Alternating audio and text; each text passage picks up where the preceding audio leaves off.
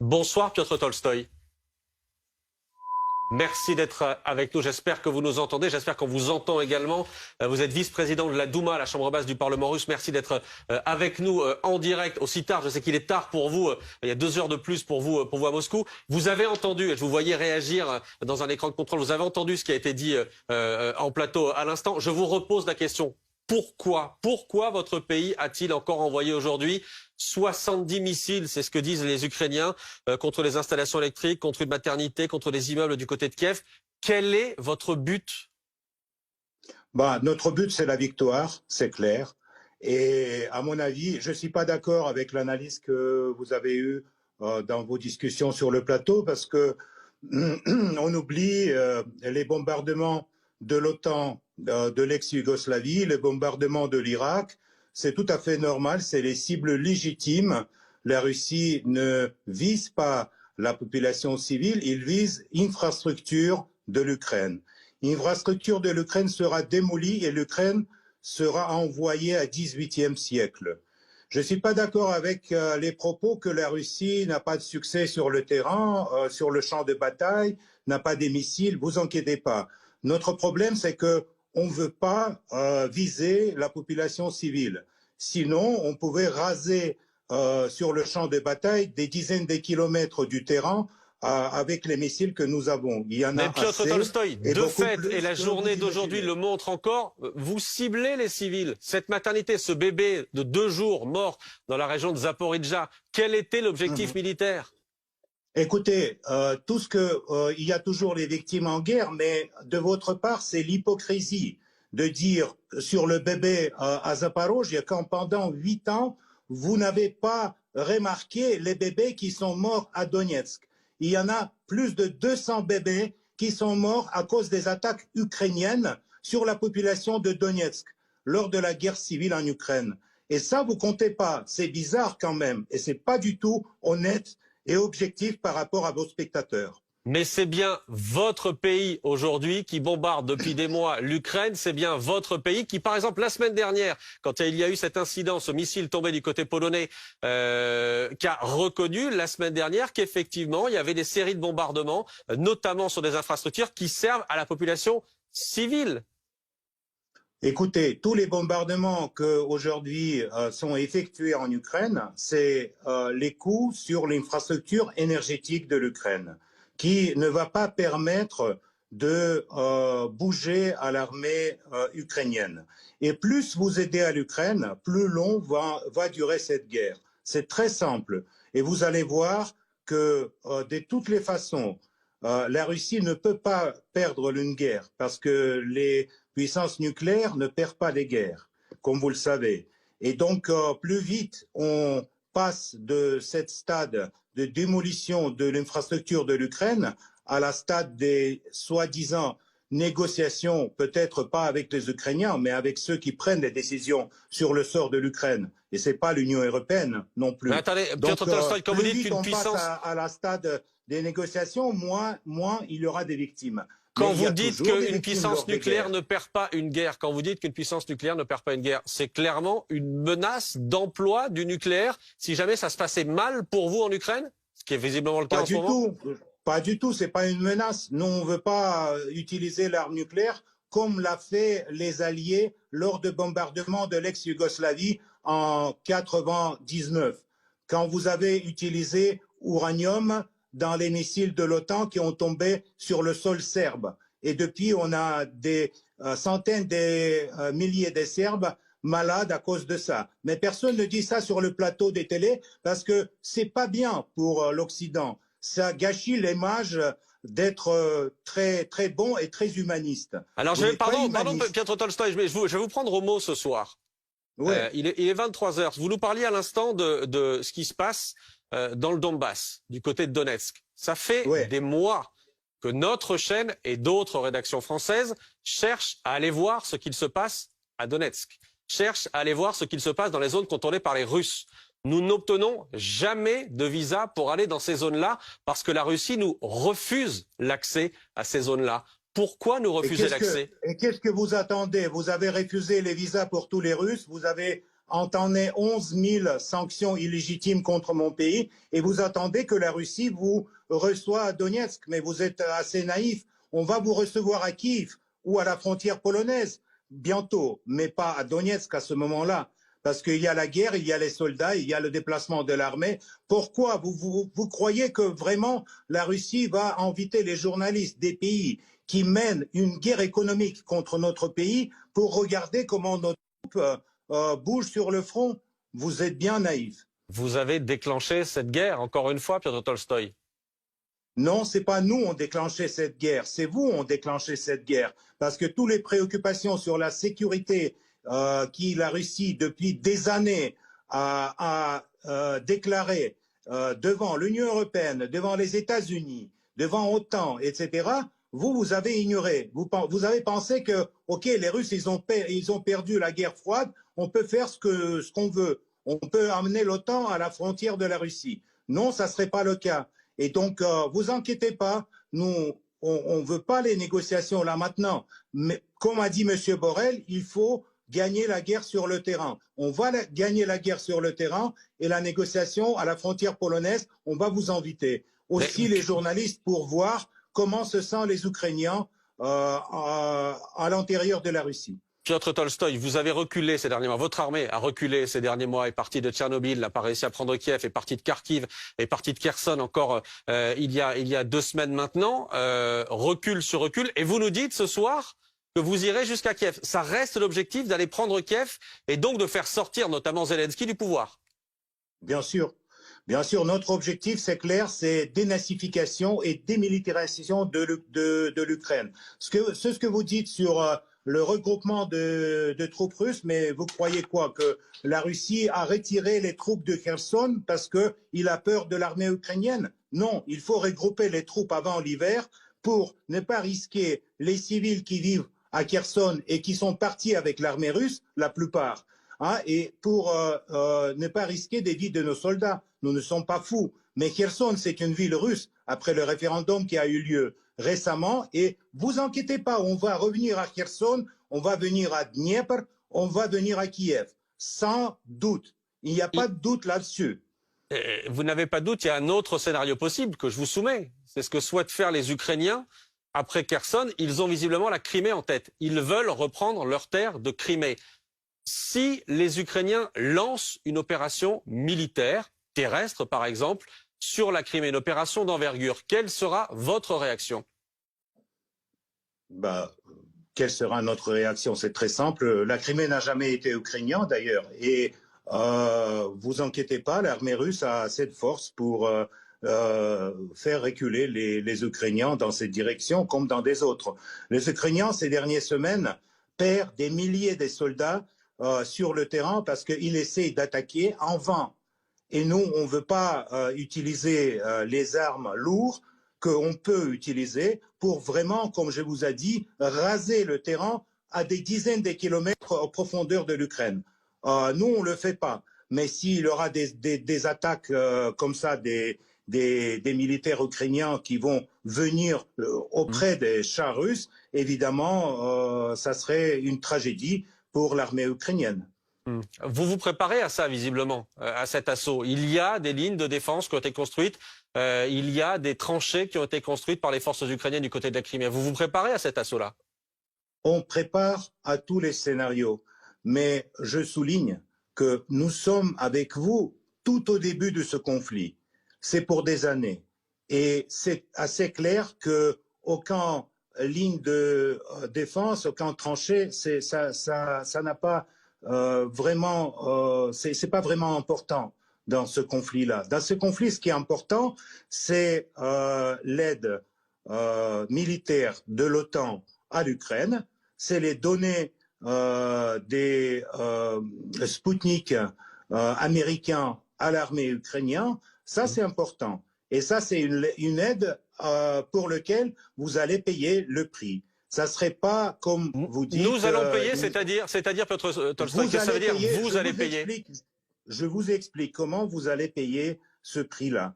Ça serait cher pour la classe moyenne européenne, pour l'Union européenne qui va se mettre dans une crise économique, Pour les politiciens qui sont aujourd'hui, qui votent aujourd'hui les sanctions contre la Russie, le Parlement européen dit que nous sommes en état terroriste, etc.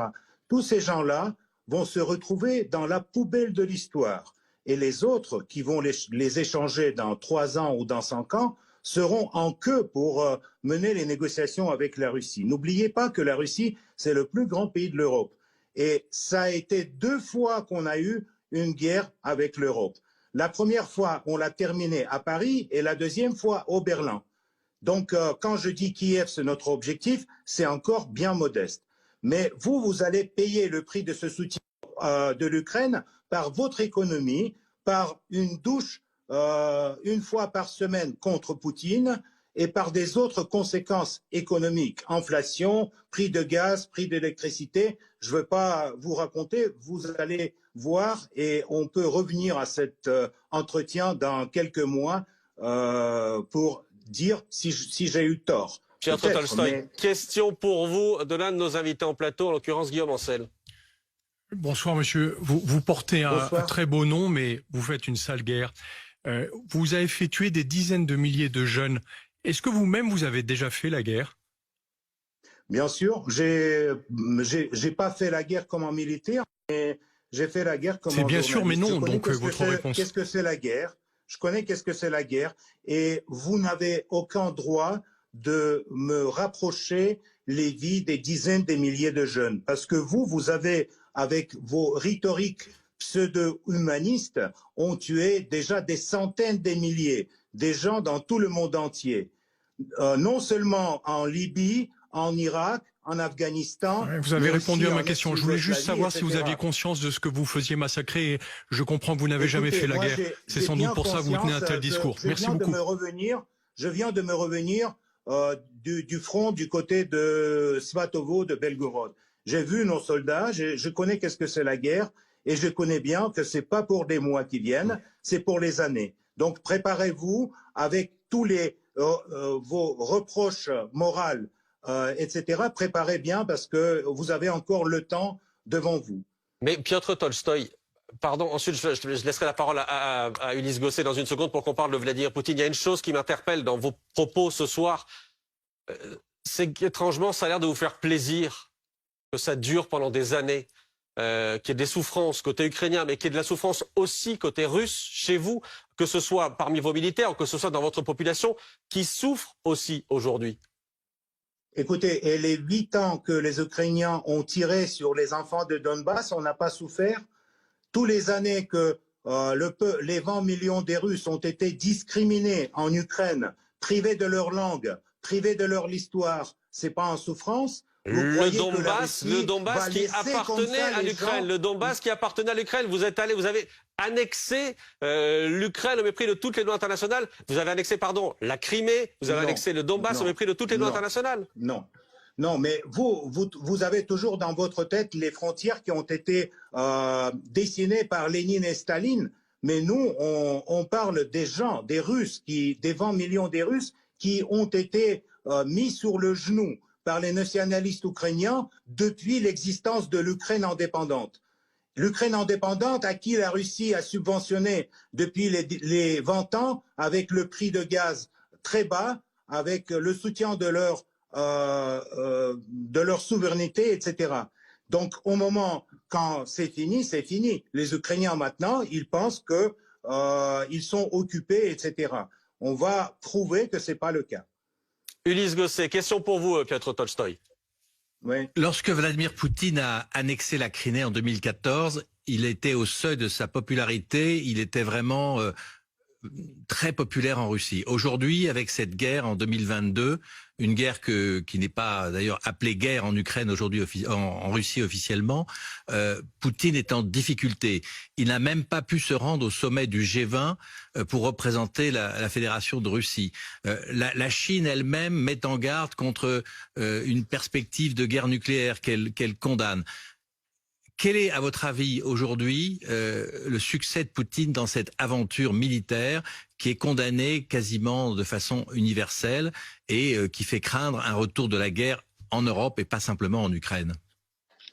Ulysse, merci pour votre question. Je ne suis pas tout à fait d'accord avec vous parce que quand vous parlez d'isolation de la Russie, d'isolation, affaiblissement de Poutine, etc., ça c'est une vision très occidentale.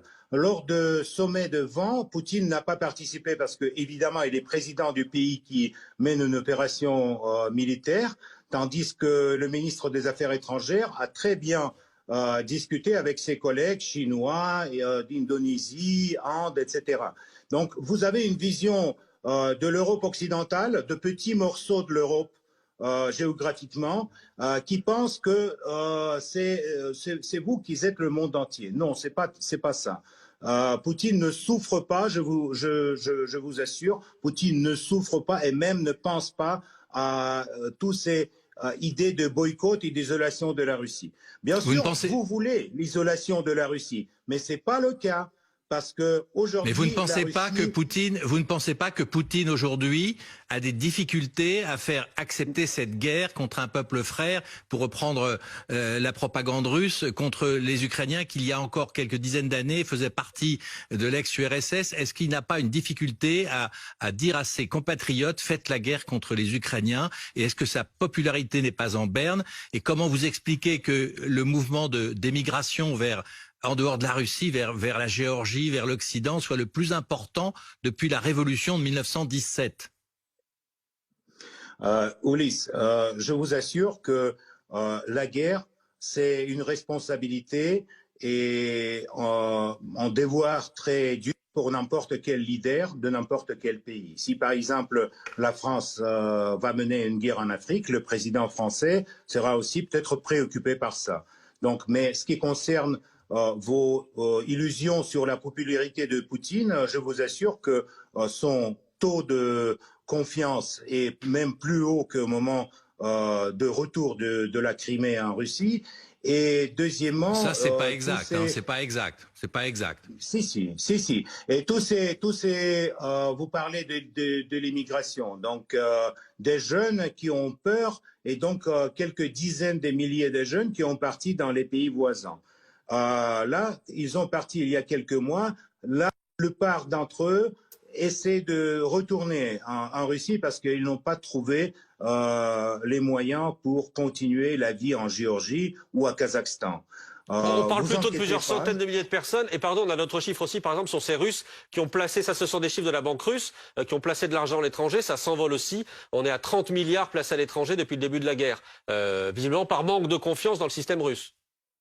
Non, c'est les chiffres, malheureusement, pour les chiffres de la Banque centrale de placement des finances, les chiffres sont grands comme ça parce qu'on n'a pas aujourd'hui la possibilité d'échanger l'argent en Russie à cause des sanctions occidentales. Donc ce chiffre est très grand, mais c'est pas les chiffres, c'est pas l'argent des gens, c'est l'argent des entreprises et l'argent qui les entreprises maintiennent à l'Occident pour payer les crédits et les taux d'intérêt sur les crédits. Ça, c'est une chose. Et la deuxième chose, des centaines, des milliers, non. Vous n'avez pas les statistiques. Nous, on a vu tout le monde qui ont franchi la frontière. On a les statistiques. Il ne s'agit pas même d'une centaine de milliers. Donc ça c'est les choses. Pardon, mais certains pays autour de vous donnent des statistiques qui dépassent les 100 000. Donc, mais les chiffres sont pas bons. Il faut les vérifier alors. Piotr Tolstoï, je reviens à Vladimir Poutine. On a ce soir ces déclarations de l'un des conseillers de Volodymyr Zelensky, Arestovitch, qui dit Poutine a peur pour sa vie. S'il perd la guerre, au moins dans l'esprit des Russes, ça veut dire que c'est la fin pour lui au sens politique et même possiblement au sens physique. Poutine a peur? À mon avis, il n'y en a aucune chance que la Russie perd la guerre. Je vous ai dit déjà ça dès le début. Donc, à mon avis, Poutine n'a rien à perdre et on n'a pas encore commencé cette guerre. On a juste commencé l'opération militaire spéciale en préservant les vies des civils, ce qu'on fait jusqu'à présent. J'espère que les coûts sur l'infrastructure énergétique ukrainienne vont amener les civils qui sont dans les villes, peut-être dans les villages. Et ça va leur sauver la vie quand les troupes russes vont entrer dans les villes. Donc ça, c'est un argument tout à fait, pour vous, peut-être nouveau. Mais non, en tout cas, pardon, mais c'est pas la réaction que l'on voit et que nous décrivent nos reporters sur place quand ils interrogent les populations qui sont libérées effectivement de l'occupation russe, comme ça a été le cas à Kherson ces derniers temps. Bien sûr, bien sûr. Les reporters sur place ont déjà été privés d'accréditation à cause qu'ils ont pris les interviews avec les Russes qui ont regretté le départ des troupes russes. Alors les Ukrainiens avec la liberté de parole, excusez-moi, ça c'est vraiment... Là, je ne sais pas ce que vous parlez, mais simplement une chose, j'ai encore deux questions à vous poser, Piotr Tolstoï. On a bien compris ce soir que votre objectif militaire, ça reste la prise totale de l'Ukraine. Vous dites on ira à Kiev, on ira jusqu'à la frontière polonaise. Est-ce que vous pourriez franchir cette frontière-là? Est-ce que vous pourriez faire déborder cette guerre au-delà du territoire de l'Ukraine? Mais pour quelle raison? Donc vous dites non. Pour quelle raison?